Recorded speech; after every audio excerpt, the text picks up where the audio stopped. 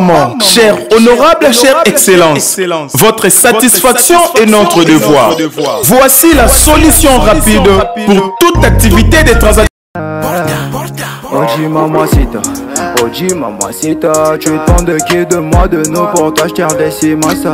Vas-y mamacita, Oji mamacita, en plan ensemble je t'ai dit je t'aime à travers les miningas. Oji mamacita, tu demandes qui de moi de nous pour t'acheter un décimassa.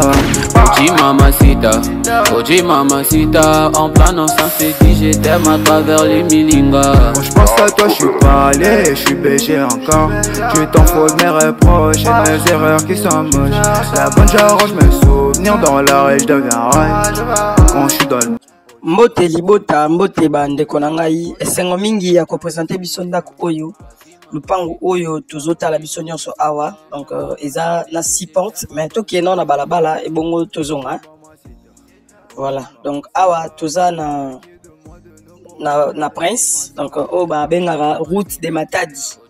Pona ba o ba ebi ngaliema bien, ba ebi route de Matadi awa toza avant komana arrêt UPECO.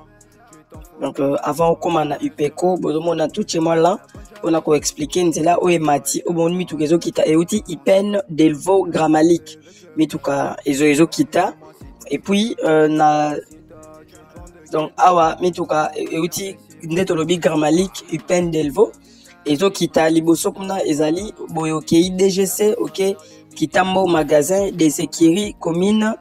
Donc eza na banzela ebele. On a totali Macadam, tokota sko avenue. Awa toza na avenue au place Lupango ezali. To l'axaraba avenue boye pona kopesa quand même idée ya quartier zo somba pour na ko éviter ba question liée na érosion, ba question liée na environnement. Et on moni to l'axaraba boye po érosion lukao somba fo oeba ovandana banani. Donc tala quartier ndenge eza propre avenue yango tozonga sko na kata Lupango. Donc tozongi na kata Lupango toye kotala yango tolobi Lupango na biso eza na 6 portes ya ba locataire. Donc eza na commune ya Ngaliema na quartier CAC au babengaka quartier cité des anciens combattants. Donc eza quartier oyo eza ekangama na ma campagne. Donc CAC eza quartier oyo ekangami na ma campagne oyo combo ya quartier et la ma campagne teme et la Joli Park. Donc ça quartier où kangami na côte à côte na Joli Park. Donc le pan on a biso et ça la 6 portes à locataire et ils en a revenu il y a $600 le mois. Donc banda kunyonso sugi ba futi ba mbongo na bango na fin du mois et bimisaka $600. Donc ba détail ya banda ku eza mo belé tous en ba deux chambres salon et oh eza chambre et salon. Donc bon mon ndenge zali mais to lobara toujours que être présenté à banda kuboye eza sokio osombi na ba prix ozo bimisa awa to modifier parce que elo nyonso erozo somba et senga toujours ko chango na baguna yo to modifier peinture crépissage carrelage nyonso so to modifier donc to kokoma déjà na ba $800 to ba $1000. Donc imaginez-vous les 6 portes, soit tu as $600, soit tu as 50. Donc tu as déjà $900. Donc ils ont la question, il y a rebongisa et puis comment ça que peut-être prix naba norme nengi ndaku ekokomela. Donc le pango bache yango $120,000 à discuter. Le pango eza dimension eza 12 mètres x 20. 12 mètres x 20.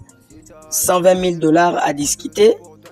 Ils ont 6 portes à locataire. Revenu mensuel pour les moments d'engue eza boye. Ils ont mis ça $600 américains.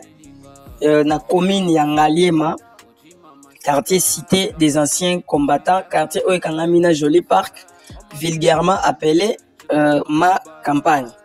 Donc wana pour ba onyos ba kozala intéressé ko benga biso ba document nyonso eza bien.